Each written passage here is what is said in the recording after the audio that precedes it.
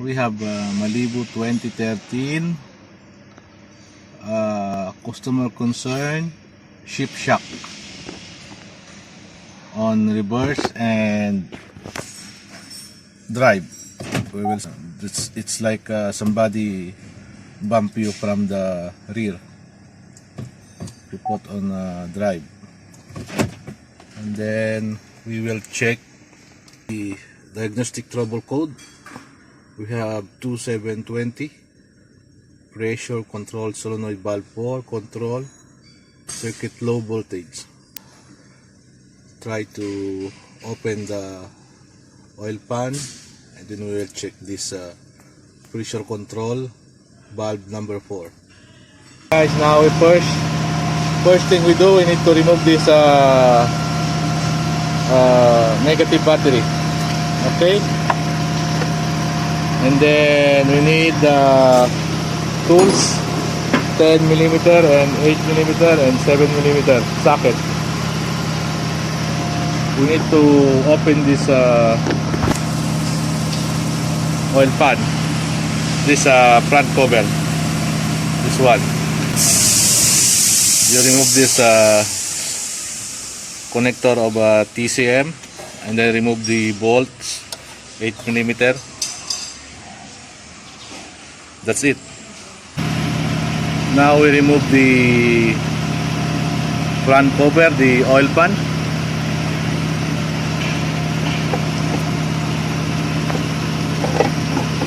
Just pull it upward.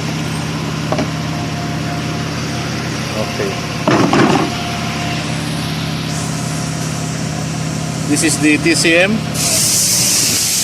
We need to remove the bolts. They have 10mm and 3 pieces 7mm.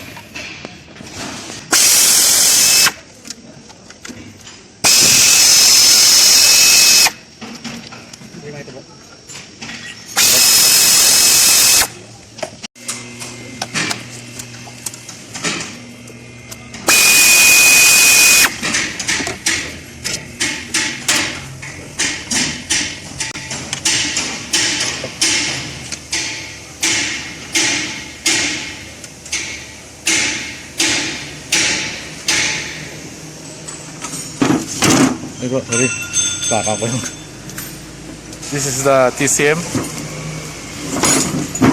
We have 5859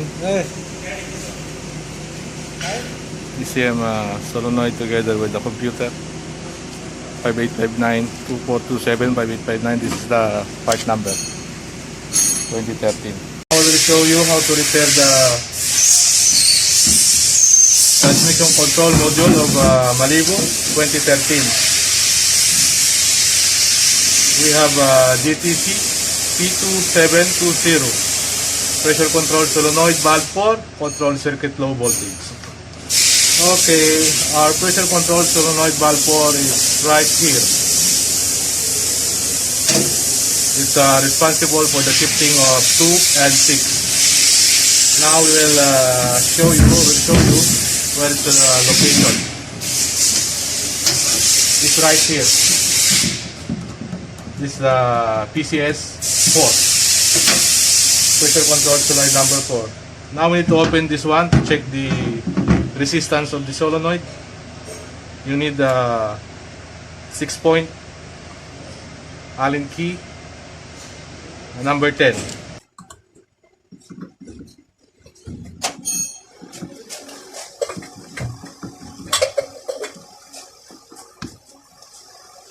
Okay.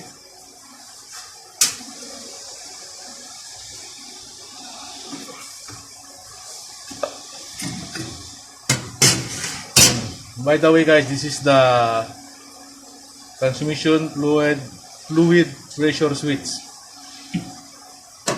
This is the 4 fluid pressure switch. Separate this molded frame. Be careful not to damage the fluid pressure switch. And then we will open it one by one. Just flip.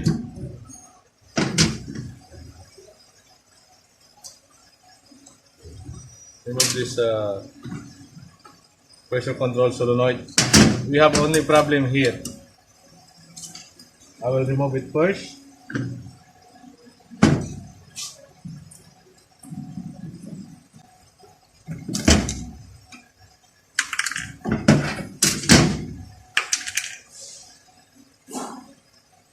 As you can see, they have too much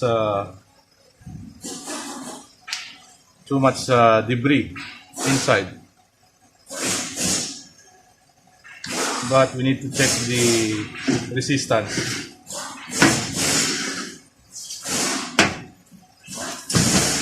Set it on the ohms.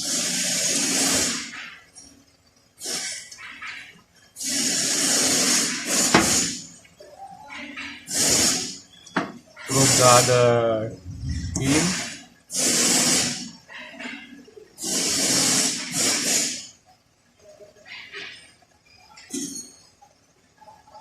Gave you 3.9 ohms. We'll check the other.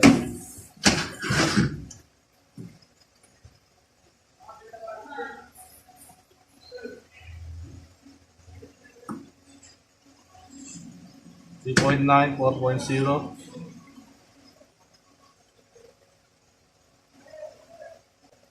Three point nine.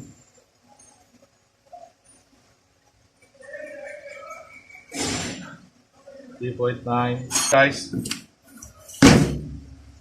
the resistance was on specification.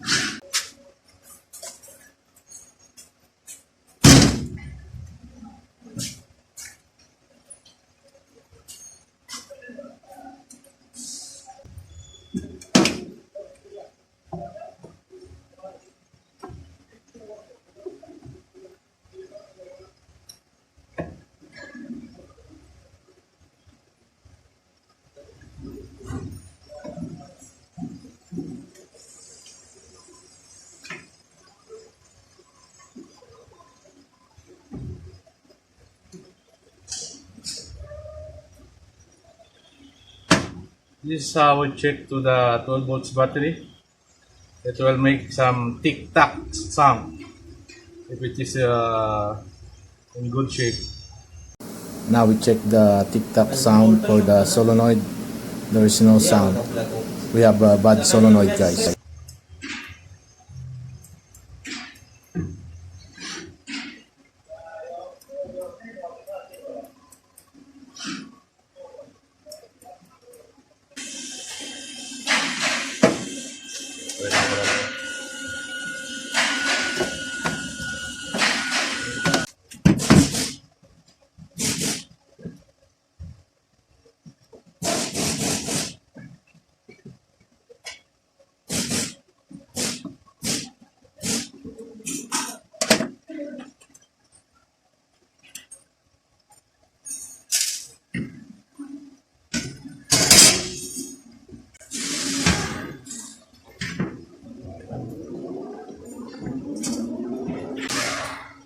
Now we'll get here the parts, this one, and then we'll replace the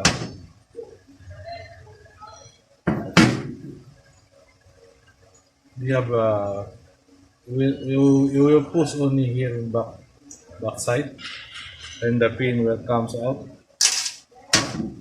the lock maybe. Okay.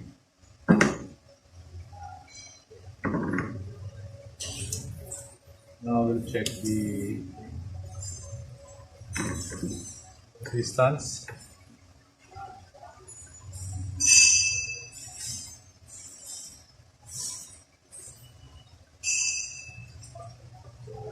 .9 ohms. We'll replace this one here. And then you will set aside this one. Okay. Okay guys, so now we are going to assemble.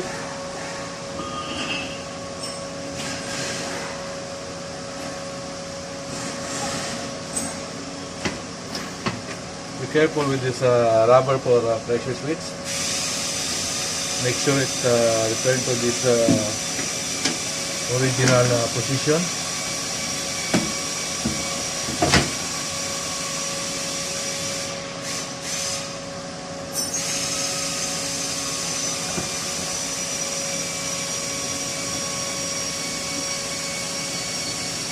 I put some oil here.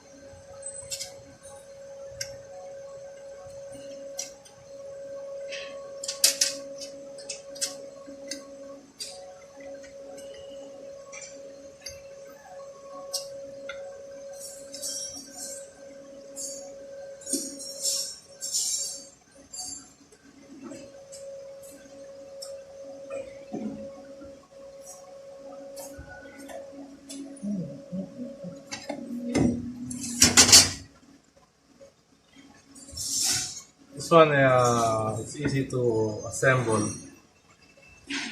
as long you return it to its original place. The way you remove and the way you return it.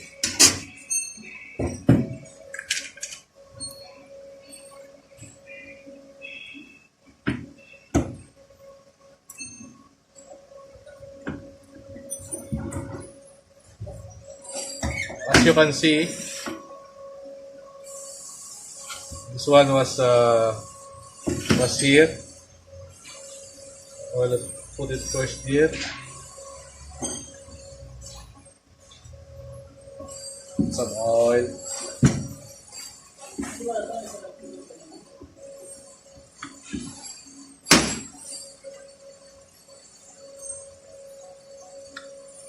Make some adjustment over here, alignment.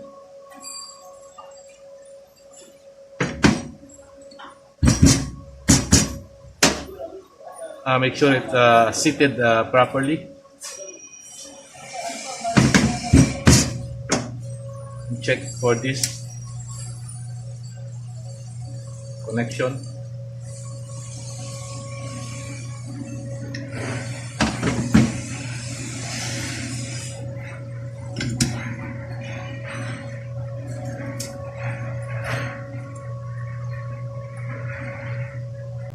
For the bolts to the valve body.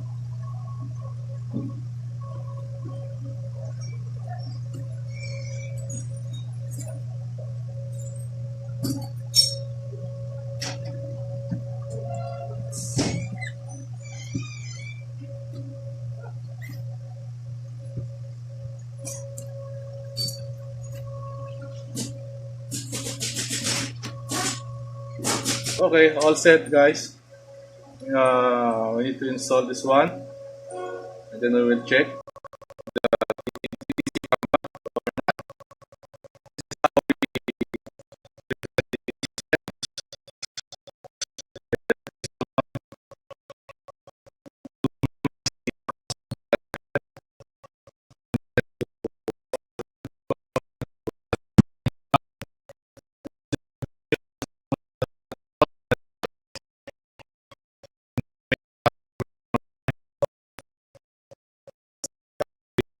Okay guys, we will install it to the transmission now.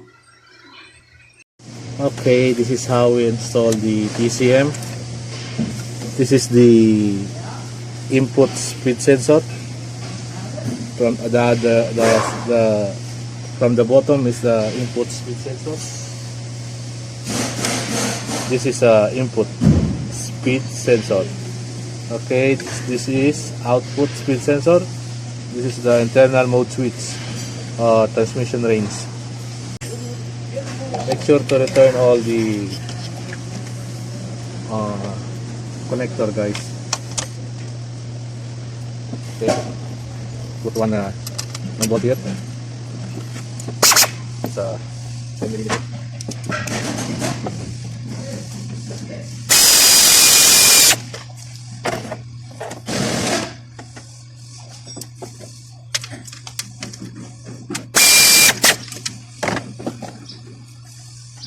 $7mm bolt. It goes here. Only 3 pieces.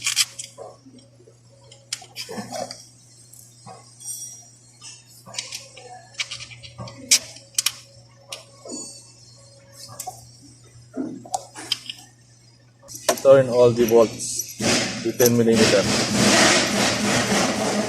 The 10mm is all the same size. You will do not worry the sizes. Okay guys, after we install all the bolts, we install the oil pan now. Please be careful with the sensor. The other one on the bottom one, the input. I will make it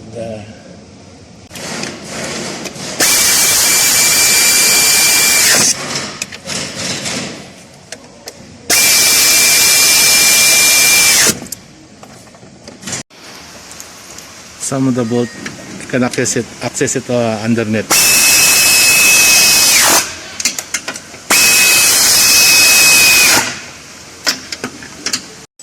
Okay guys,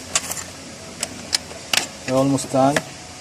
We need to turn all the socket we removed, but it's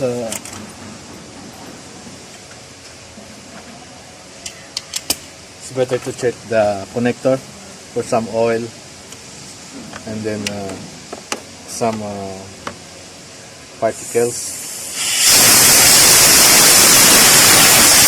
Spray some air.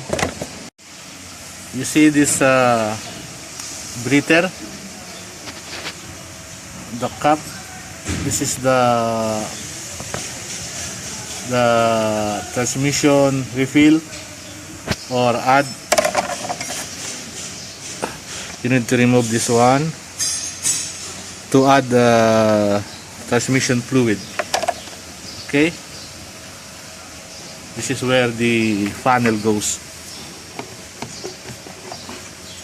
Okay, and then add some oil. You will check the level of the transmission oil. As you can see, they have 11mm. This one, you need to remove this one. You fill the oil first and then remove this 11mm.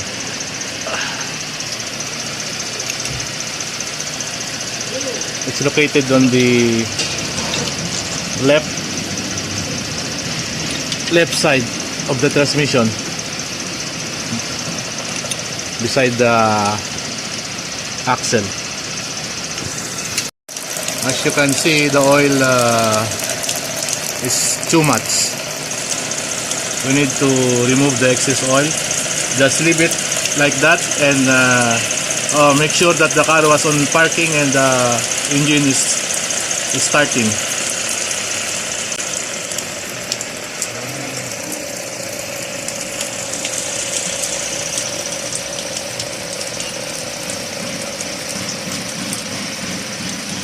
Should be in park and the car is starting.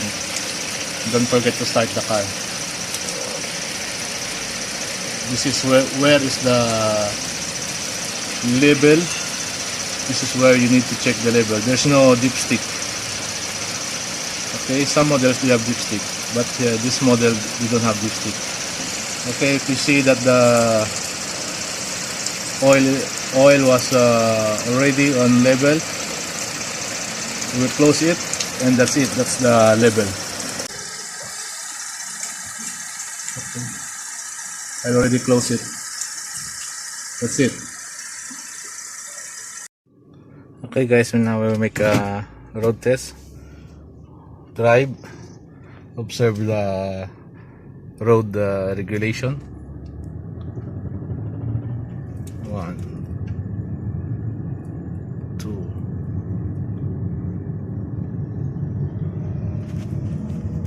3,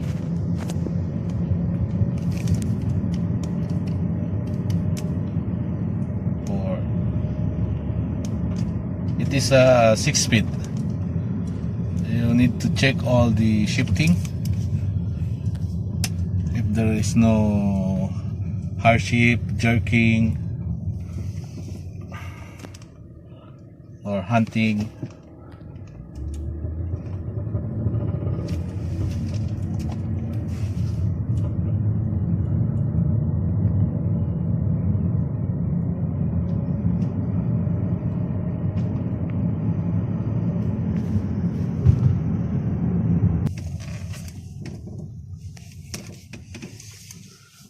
Guys, also need to check the manual.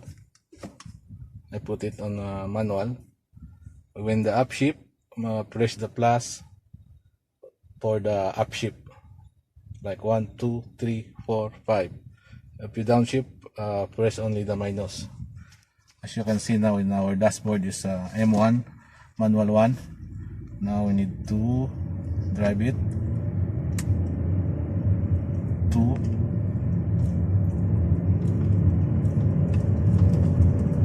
3,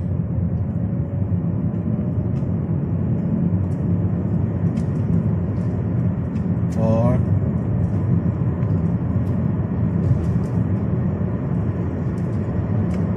5, and 6.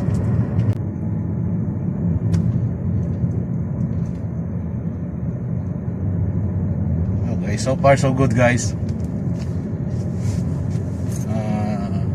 We repair the transmission control module.